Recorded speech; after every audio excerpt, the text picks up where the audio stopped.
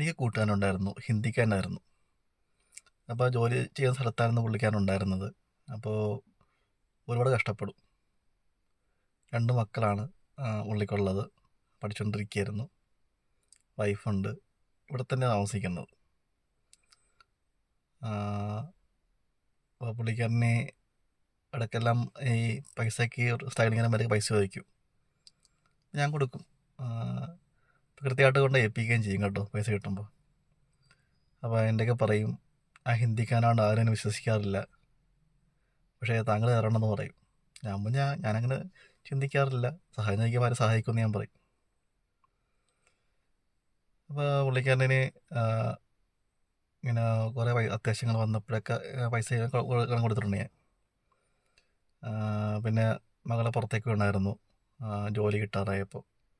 അതിനും പുള്ളി കുറച്ച് പൈസയൊക്കെ വേണമെന്നു. അതെല്ലാം കൂടി ശരിയാക്കി കൊടുത്തു. മകളെ പുറത്തേക്ക് വിട്ടു. മകനെ പഠിപ്പിച്ചുകൊണ്ടിരിക്കുകയാണ്.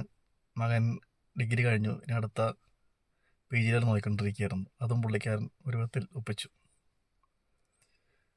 അതിനൊക്കെ പുള്ളിക്ക് പേസ് മേക്കർ വെക്കേണ്ടി വന്നു. പേസ് മേക്കറും വെച്ചു. അങ്ങനെ പോയിക്കൊണ്ടിരിക്കുകയാണ്. ഇടയ്ക്ക് എന്തൊക്കെ പറയും, ഇപ്പോൾ എല്ലാവരും ശരിയായിക്കൊണ്ടിരിക്കുകയാണ്, 2 മക്കളും ജോലി കിട്ടിയ എൻ്റെ കാര്യങ്ങളൊക്കെ ഓക്കെ ആവുമെന്ന് പറഞ്ഞു. അപ്പം അങ്ങനെ പോയിക്കൊണ്ടിരുന്നപ്പോഴാണ് വൈഫിന് പെട്ടെന്ന് മേലാവും. അപ്പോൾ ഒത്തിരി അർജൻറ്റ് സിറ്റുവേഷൻ ആയിരുന്നു. കുറേ പൈസയ്ക്ക് ആവശ്യം വന്നു. പക്ഷേ പുള്ളിക്കാരൻ എന്നൊക്കെ ചോദിച്ചില്ല കേട്ടോ. എൻ്റെ അവസ്ഥ ഇത്തിരി മോശമായ സമയമായിരുന്നു. അപ്പോൾ ആ പുള്ളിക്കാരൻ മനസ്സിലാക്കി, നല്ല കൂട്ടുകാരൻ ആണെന്നുണ്ടെങ്കിൽ പുള്ളി മനസ്സിലാക്കിയതൊക്കെ. അപ്പോൾ എൻ്റെ ചോദിക്കാറില്ലായിരുന്നു. അപ്പോൾ അതെല്ലാം പുള്ളി ഒരുത്തി വേണമെന്ന് ശരിയാക്കി. അപ്പോൾ കഴിഞ്ഞ ദിവസം പുള്ളിക്കാരൻ മരണപ്പെട്ടു. സംഭവിച്ചതെന്തോ, പുള്ളിക്ക് മേല വന്നു, ഹോസ്പിറ്റലിൽ ചെന്നു. അപ്പോൾ ഞാൻ അറിയാൻ കഴിഞ്ഞത് ഹിന്ദിക്കാരനോട് ആരും മൈൻഡ് ചെയ്യില്ലെന്നാണ് തോന്നുന്നത്. എന്താണെന്ന് ശരിക്കറിയില്ല. കൃത്യസമയത്ത് ചികിത്സ കിട്ടിയില്ല. പുള്ളിക്കാൻ ധൃതി വെച്ചു. അപ്പോൾ അടുത്ത ഹോസ്പിറ്റലിലേക്ക് പോകാൻ ധൃതി വെച്ചു. വണ്ടി കയറിയപ്പോഴേക്കും ഓട്ടോ വെച്ച് ആൾ മരണപ്പെട്ടു. പുള്ളിയെ കാണാൻ പോലും എനിക്ക് പറ്റിയില്ല. നല്ലൊരു ഫ്രണ്ടായിരുന്നു. ഞാൻ എപ്പോഴും പുള്ളിയെ ഓർക്കും ഇനി. ഹോസ്പിറ്റലിൽ എത്താൻ താമസിച്ചുകൊണ്ടാണ് എന്താണെന്നറിയില്ല.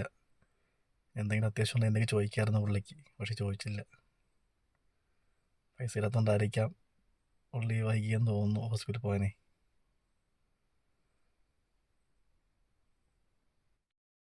എനിക്ക് തോന്നുന്നു മേലായിട്ട് 2 ദിവസമായി കാണും. അല്ലെങ്കിൽ പുള്ളിക്കാൻ പൈസ സകലം കൊണ്ട് മാറ്റി വെച്ചായിരിക്കാം സ്വന്തം മേലായിക. ഫാമിലി അവർ സ്നേഹിച്ചിരുന്നു. ആ സമയത്ത് മകളെത്തിയിട്ടുണ്ടായിരുന്നു. മകളെ കാണാൻ പറ്റി. വൈഫിനും ട്രീറ്റ്മെൻറ്റ് ഓക്കെ ആയിരുന്നു. ശരിക്കും പൈസ ഇല്ലാതായി കാണും. ഹോസ്പിറ്റലിൽ ചെന്നപ്പോഴും പുള്ളിയുടെ പൈസ ഉണ്ടാകാൻ വഴിയില്ല. അതുകൊണ്ടായിരിക്കും പുള്ളി എത്താൻ താമസിച്ചെന്ന് തോന്നുന്നു. അവിടെ ചെന്നപ്പോഴും ചികിത്സ കിട്ടിയില്ല. അടുത്ത ഹോസ്പിറ്റലിലേക്ക് പോകുമ്പോൾ അപ്പോൾ അവർ ഒപ്പിട്ട് മേടിച്ചു.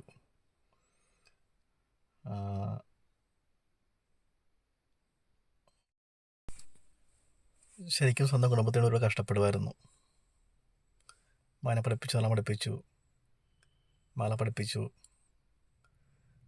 അമ്മയ്ക്ക് അച്ഛൻ മരിച്ചു പോയിരുന്നേ. അപ്പോൾ അമ്മയ്ക്ക് പെൻഷൻ കിട്ടുന്നില്ല. അച്ഛൻ മിലിട്ടറിയിലായിരുന്നു. പെൻഷൻ കിട്ടുന്നത് എല്ലാം ശരിയാക്കി കഴിഞ്ഞാണ് പുള്ളി യാത്രയായത്.